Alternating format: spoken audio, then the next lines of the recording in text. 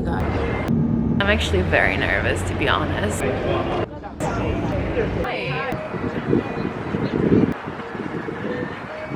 Bye, Bangkok.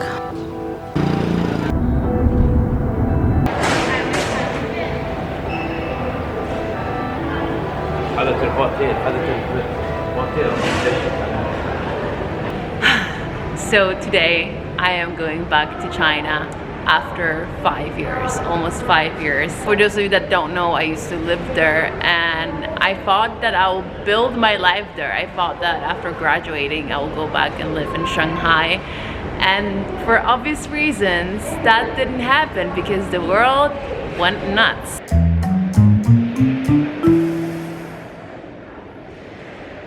So I am very excited to go back, but at the same time, I'm a little nervous. I'm actually very nervous, to be honest.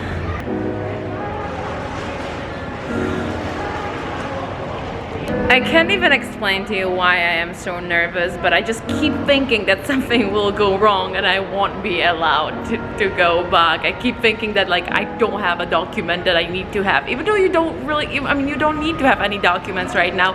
China has opened up. You can travel in China as a foreigner right now. All you need is visa, which I do have, but still for some reason I just keep thinking that something will go wrong, and I think it's just because it still doesn't feel real. Like it still doesn't feel real that I am actually going back.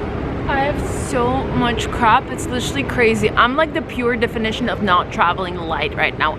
Even though technically I'm traveling with a hand luggage, but I just have a lot of that hand luggage. I have this one little bad habit of just one little bad habit of getting subway every time I'm at the airport here. But like, what do you do when there is a subway where they give you an option? You cannot just not do it, right? Like, I don't have that strong will.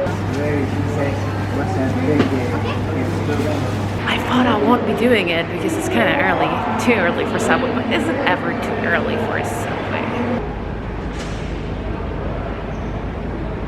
At this point, I've been traveling for a good couple of months. I've actually haven't been home for like 5 months. Like that, it sounds crazy. Even like saying it out loud, it sounds crazy because I didn't think I would be away for that long. But here I am. And of course, I did have that thought in the back of my mind that if I will be in Asia and China will open up, I will try my best to come back. But leaving for this trip, I didn't know if China will open up. When I talked to my mom about it before leaving, I was like, we literally really do not know what's gonna happen. They might open up or they might literally stay closed for years. And I was ready, like I was like mentally prepared for like not being able to go back to Shanghai for years to come.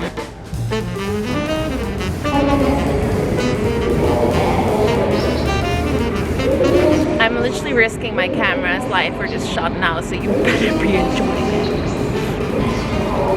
I just put it on there.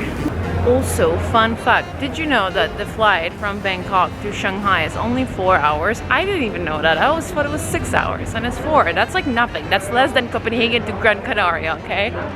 I thought that I'll be dying of happiness and excitement right now. I wanted to go back to Shanghai for so long, especially in the beginning, you know, when the whole shit went down. I was just trying my best to like find a way to go back. But now, after so many years, I just don't know anymore. I don't know if I want to live there again. I think that's what this trip is about. I will figure that out if I still love this city as much as I used to.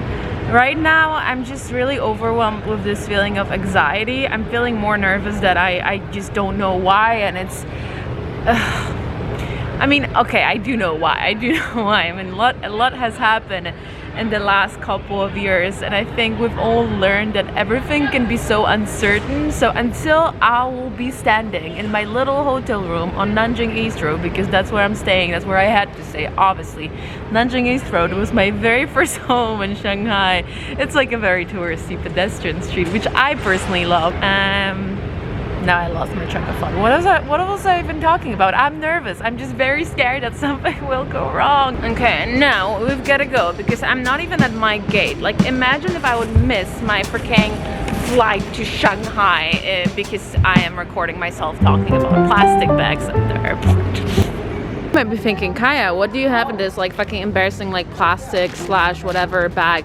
Is it something important? Well, yes it is. It's whole lots of clothes that I'm carrying with me. I have so much clothes at this point that they don't fit in my luggage anymore. So I am like traveling the world with a plastic bag full of clothes. I could have bought an extra suitcase or a bag. Yes, I know. That's also what my mom told me to do, but I didn't because I'm an independent adult and I do what I want. C7, where are you? Of course. It's like, it could not be more far away. So like at the very end. Now what I don't understand, people who use this like, how do you call it? Like walking belt, whatever, for standing. Like it's not meant for standing. It's meant to walk on it while it's like driving, riding, whatever, moving, so you can walk faster, and people like just stand on it, which is slower than just walking on normal like. So I made it to my gate to minimize the chances of me missing this flight because I'm vlogging. You know what's a little sad? I'll tell you what's a little sad. Obviously being in Shanghai now is not going to be the same for me. I don't know one single person. Well, okay, that's maybe a lie, but none of my friends is there anymore. I used to know a lot of people in Shanghai and now everyone left. Shanghai, China, I'm assuming, has changed a bit in the last couple of years. One thing is what happened. Another thing is that it's China, and China is a very fast moving place. So I'm also looking forward to it. I'm looking forward to seeing Shanghai. I know that the Bund is much longer now, so now I can maybe like run it. I mean, you could technically run there before as well. But however, even though I technically don't have any friends left in Shanghai, which is very sad, I do have very fun dinner plans tonight with a internet friend who will turn into like a real friend, actual friend tonight. I think a lot of you guys might know her because she makes incredible Instagram content. We're boarding! Before putting on oxygen mask, thank you. Oh my god, you guys. I was so close to completely losing it. Lady next to me keeps sleeping, which she has the right to do, but I really need to use the bathroom. So I was so close to waking her up, which I think is like, you should not do it if someone would wake me up. I would not like it, but luckily she woke up, so completely use the bathroom. Everything wonderful, so tell me where you wanna go. Oh my god, we landed, we made it, we're in Shanghai. I must say though, landing in Shanghai felt very different to what I remember. There were like literally a handful of planes at the airport, and the airport here in Shanghai is obviously huge. Used to, I mean, it is big and used to be a very busy airport, and now like the only international plane I saw was this one like Swiss airline plane. Otherwise it was all local, so time has changed, huh? Okay, so it is 4:30 right now, which means I have exactly 2.5 hours to go through immigration, make it to town, find my hotel, check in, and then go to dinner. I have exactly 2.5 hours till dinner. Can I make it? I don't know. And first they do have to like let me in the country. I haven't gone through immigration. I don't know why they wouldn't let me. Okay, good news, I made it. They let me in. I'm officially in Shanghai in my hotel room. Okay, so as I'm editing this video right now, I realized I didn't properly explain to you what happened. And from now on, I'm just basically like running around. You can tell that I'm very like, confused. But basically 2.5 hours was certainly not enough to make it through the immigration and airport. Even though the traffic is not, well, there's not that many planes arriving. At least there was not that many planes arriving when I arrived. To be honest, like my plane from Bangkok was the only one. It was a big plane though, but so many people. However, the immigration, the lines still took a long time. I had some issues connecting to Wi-Fi at the airport, so I couldn't get a QR code. Basically, long story short, it was hectic. It took a long time. It took me almost like 2 hours, 2 hours just to make it through the airport. And then getting to town, it took me like another 45 minutes or so. So I was basically very late. I was like half an hour late for dinner. So at this point, I was basically like freaking out, running around. Yeah.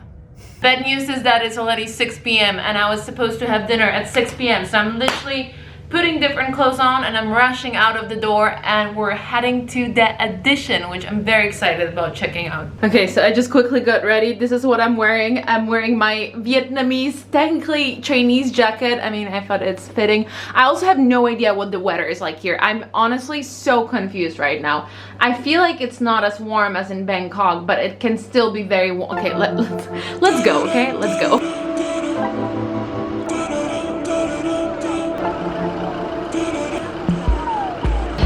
This is it. This is it. We're home.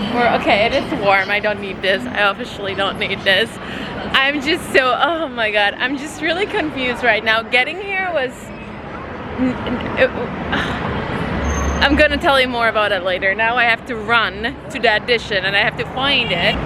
Oh my god, the temperature is actually pleasant here. Like in Bangkok, it's not pleasant, it's way too warm. And here it feels like a warm, nice summer evening. Guys, like I'm walking on Nanjing East.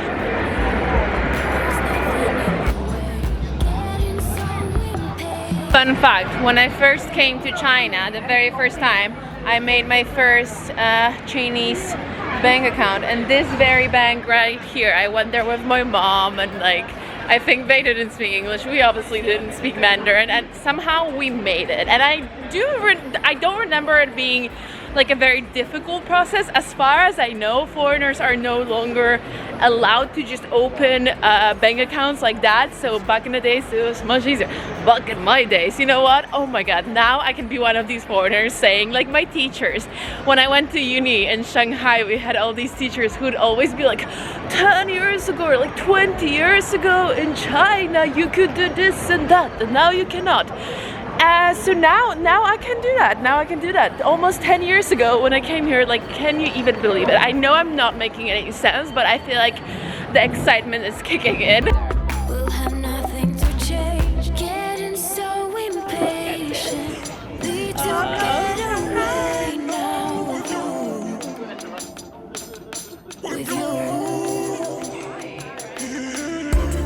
Look who I'm here. I was vlogging earlier and I was saying that I love your content and that now we're turning from like internet friends to real friends. So we're gonna travel together. That looks so pretty. Just how many days will go? Till I call you my own.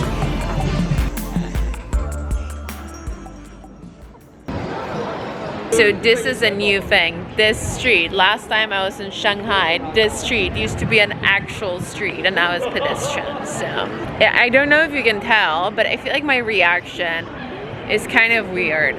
I feel weird.